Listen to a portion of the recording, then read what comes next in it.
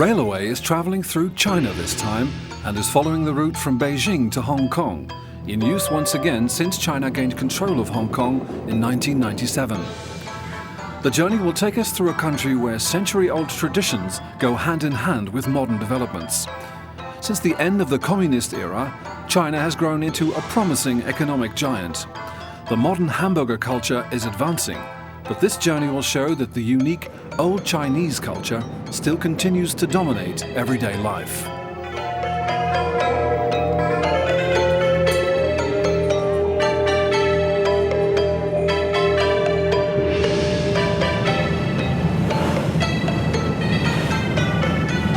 The starting point of our journey is the Chinese capital, Beijing. Here we visit the biggest tourist attraction in the country, the Great Wall of China. It was built to defend the Chinese emperors from attacking nomads, but moreover, the wall mostly served as a road and lookout post in earlier times. 2,000 years ago, the first brick was laid, and now the wall stretches 5,000 kilometers through the landscape.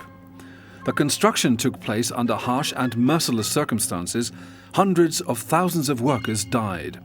And because of that fact, the wall now serves a new function, a symbol of tyranny and suffering.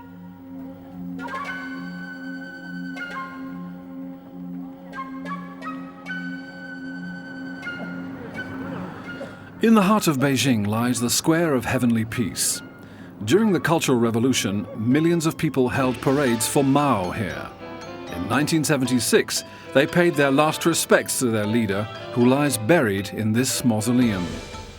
An eye-catcher in the square is this 36-meter-high monument for the heroes of the people, commemorating revolutionary events in Chinese history. It was completed in 1958. More than 30 years later, in 1989, this normally peaceful square made front-page news worldwide. Bloody military intervention ended peaceful student and worker demonstrations. The Square of Heavenly Peace was transformed into a battlefield, with many casualties.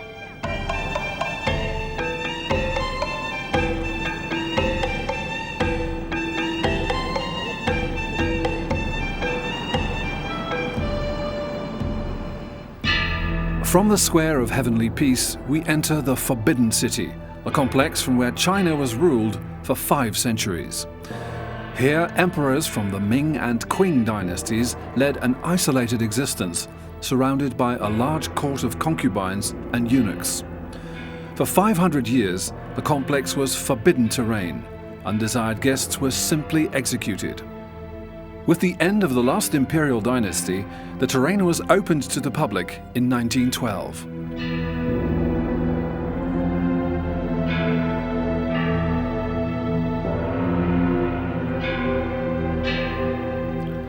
The construction of the complex began in 1406, but most of the current buildings date from the 18th century. Warm desert winds and imperial firework festivals destroyed most of the original buildings. But the Forbidden City never lost its splendor and remains a beautiful example of Chinese architecture.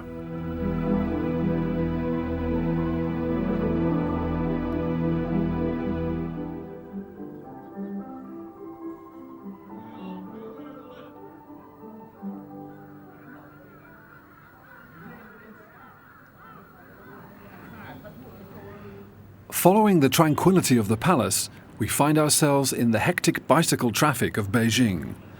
During rush hour, as many as 3 million cyclists go on their way, with or without their wares. We're in the vicinity of the West Station, the most modern station of Beijing and the largest in China. At this station, we have our first encounter with a phenomenon that some travel guides and many experienced China-goers warn about: the notorious Chinese bureaucracy. More often than not, tourists have to jump through hoops to get their hands on a good train ticket. We've been spared that fate, as our tickets were arranged long ahead of time. But the bureaucracy still strikes when we take out the camera. Railway officials don't seem to be impressed with the authorization we received to film. Unless we pay, they remain unrelenting. No cameras. Consequently, most of the train scenes that you'll be seeing in this episode were filmed illegally.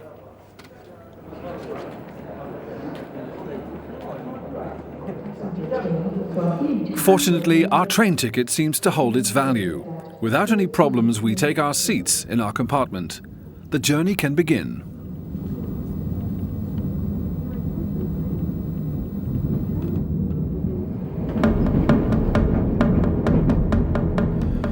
We travel southbound to Chengqiao, the capital of Hainan, one of the smallest but most densely populated provinces of China. In socialist China, the train doesn't have a first, second or third class. Passengers book a hard or soft seat here. For those who want to sleep, a hard sleeper or a soft sleeper. The hard section is the cheapest and consequently the most crowded section on the train. With still a long way to go, we booked the most luxurious compartment, the soft sleeper, complete with a nice pot of green tea.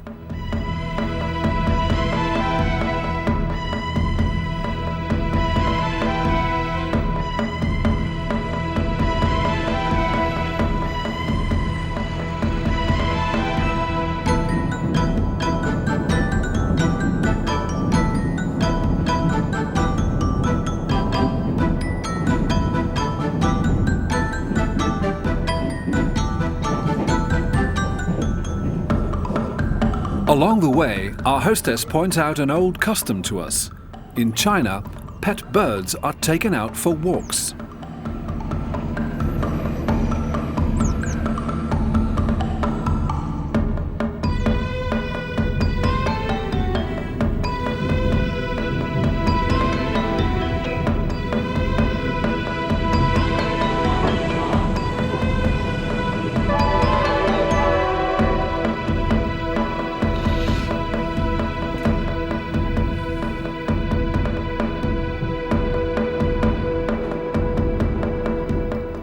After a journey of 12 hours, we arrive at the station of Chengqiao.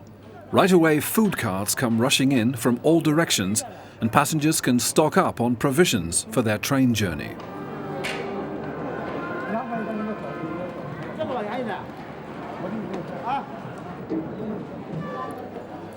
Chengqiao is one of the most important junctions of the Chinese railway network.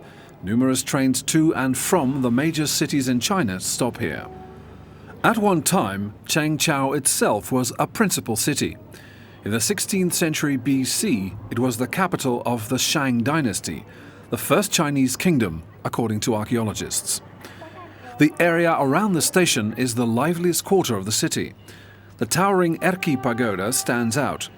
This monument commemorates a railway workers' strike that was violently halted in 1923.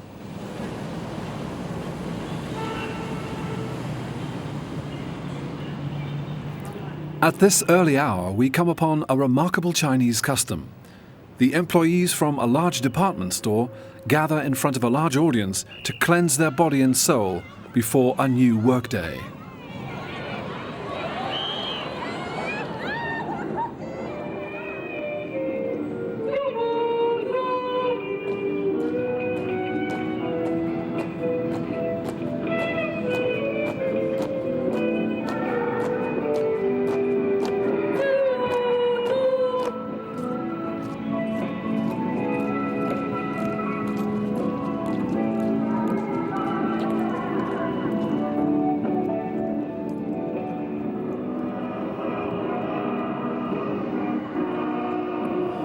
While the morning ritual reaches a lively finish, a live pianist welcomes the first visitors to the very luxurious department store.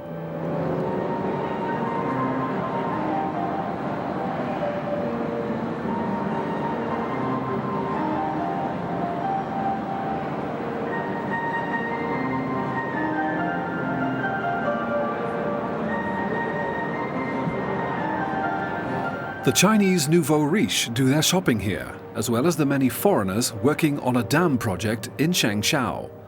But the common citizens and tourists who want to see the real Chinese way of life go to one of the most fascinating spots one can visit in China, the market. 80% of the 1.5 billion inhabitants of China live in the countryside. A small portion of them cycle with their fully loaded carts to the daily market to sell their goods. Some market sellers hire a permanent stone booth, and others choose a mobile stall, the bicycle.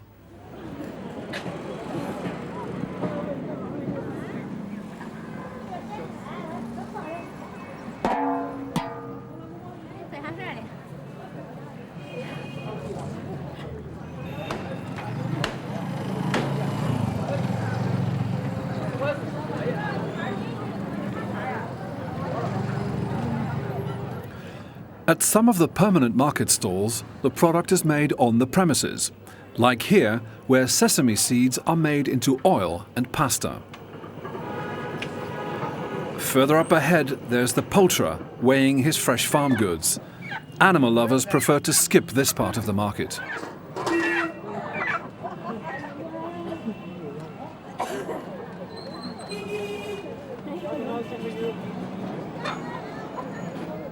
While inhaling the fragrance of freshly roasted chestnuts, we walk back to the station. While the hostesses keep a lookout and the remaining staff receive the final instructions from their superior, we take our places in a double-decker train. Upon departure, the staff jumps to attention. On the platform, people salute out of respect for the train, while in the train, people salute out of respect for the station.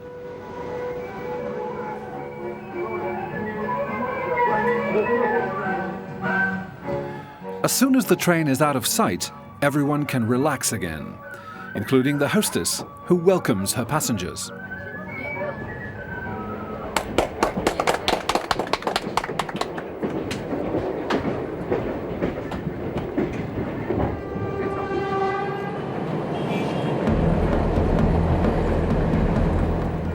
We track further south to Wuhan, the capital of Hubei, one of the main provinces in China. A frozen winter landscape passes by in front of us. In the train, hostesses prepare for the upcoming trip.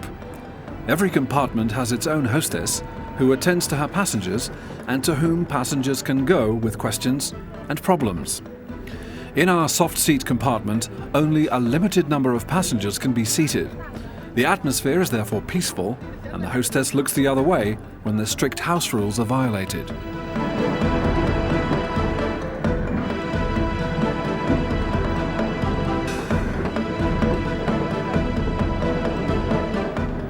Many Chinese take their own food and beverages with them, but the staff also serve simple meals, which we consume in an immaculate setting.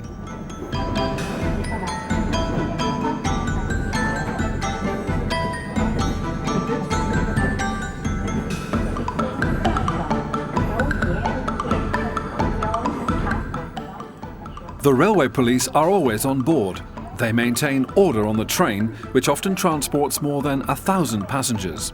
In our compartment, though, there isn't much to do for the officers.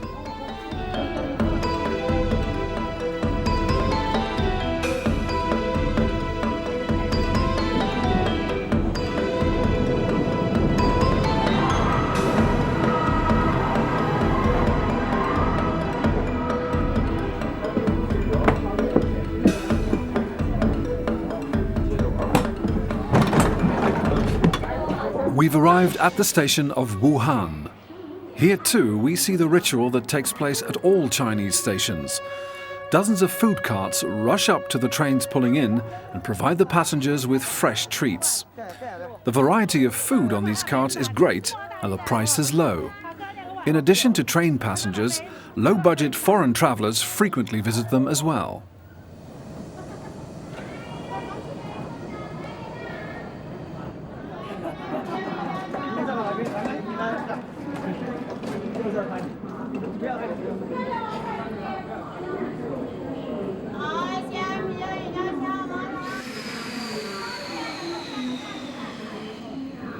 While we collect our luggage, some students wave goodbye.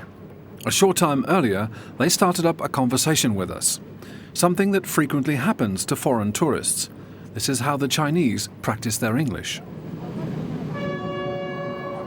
We leave the modern station behind us and start exploring Wuhan, situated at the intersection of the Han and the Yangtze rivers. The construction of the Beijing-Wuhan Railway was the stimulus for the development of this once quiet city, now the largest industrial center in the interior of China. Its location also makes Wuhan the primary inland harbor. In the city, we come across century-old rituals. The burning of incense is meant to ward off misfortune and to bring good fortune. Elsewhere, people crowd around an old incense pot. Here, the offering of coins is supposed to bring the much-desired good fortune.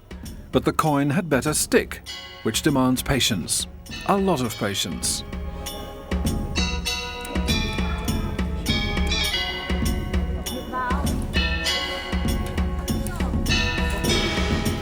And sometimes luck seems short-lived.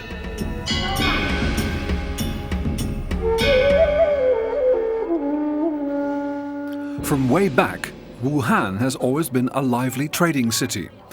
In the 19th century, international trading was already being conducted here.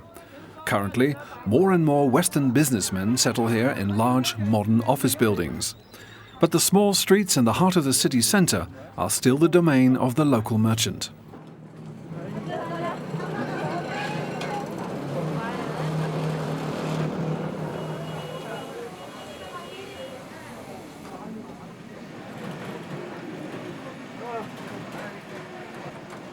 We leave Wuhan by night.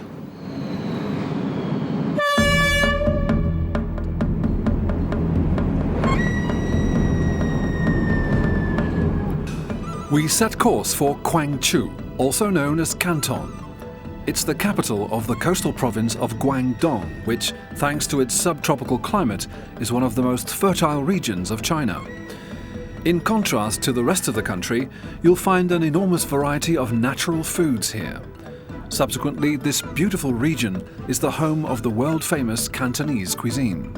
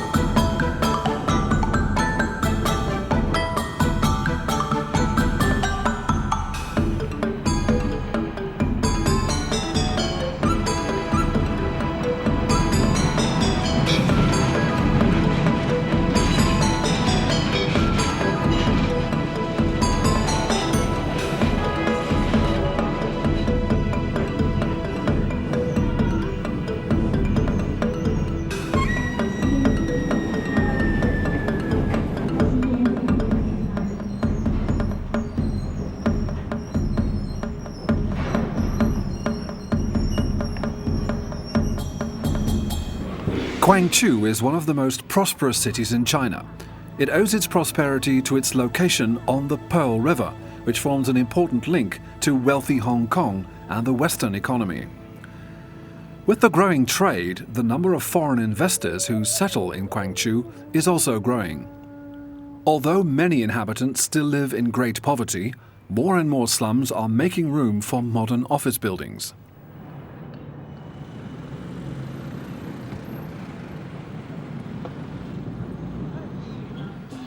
In the early morning, we stroll through one of the city parks of Guangzhou. Predominantly older Chinese do their daily Tai Chi exercise routines here. With this century-old study of kinetics, the body and soul are brought into equilibrium. According to the Chinese, it's an absolute must for good health.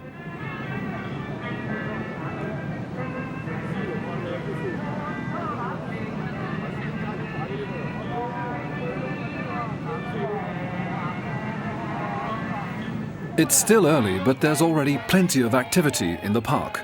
A music group provides the cheerful background for the elderly men who meet here every day for a chat and a game of cards.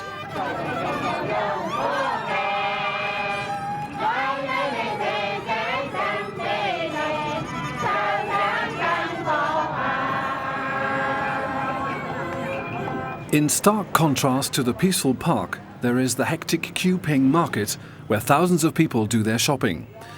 Anyone who isn't a vegetarian will surely become one here, and not just because of the poor condition of the livestock. A travel guide journalist called this market the takeaway zoo.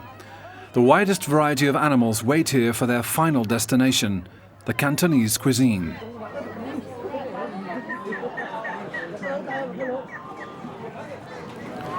Not only tourists, but also Chinese from other parts of the country are often offended by the trade in these living food products. Animals are meant to be eaten, the Cantonese argue. It doesn't matter if it's a chicken, a rabbit, or a cat. The fish department is also well stocked, offering lobster and crab, but also worms, beetles, caterpillars, tadpoles, water bugs, and scorpions.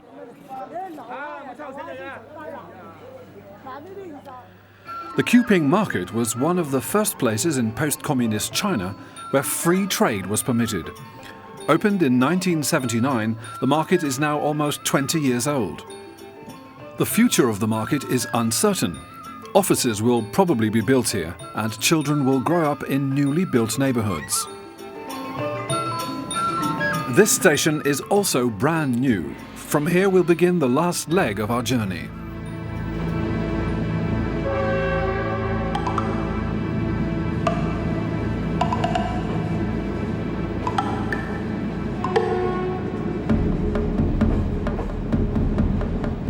We set course for our final destination, Hong Kong, a trip of 180 kilometers that we'll cover with a modern express train.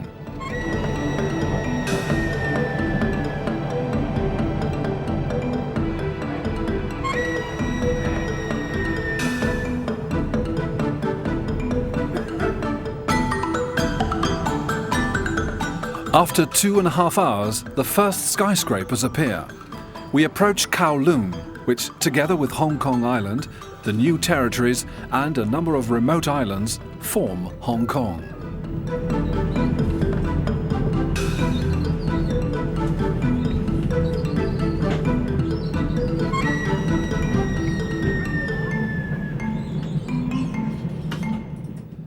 Hong Kong Island is the business center of Hong Kong. Everywhere you turn, you see luxury and riches.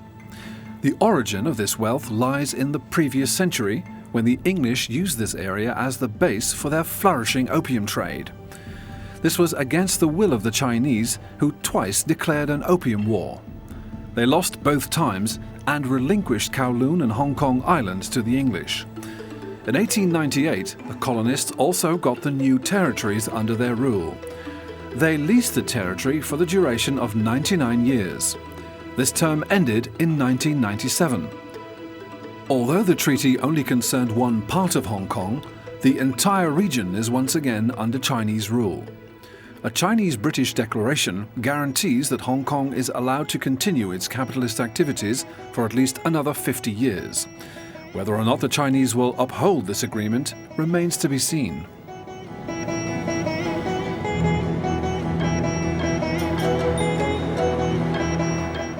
For the time being, Hong Kong is one of the major financial centers in the world.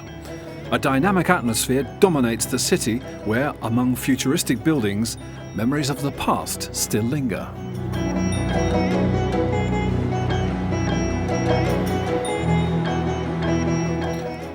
Anyone who wants to escape the crowds hops on board the famous Peak Tram, which climbs up to Victoria Peak, a spectacular point overlooking Hong Kong.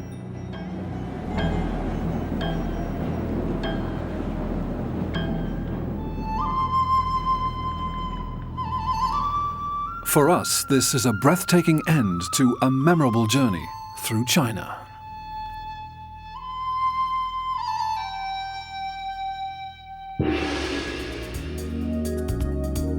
Next time on Railway, we'll be boarding the intercity trains of the Deutsche Bahn and following the tracks along the Rhine and Moselle rivers. Join us then.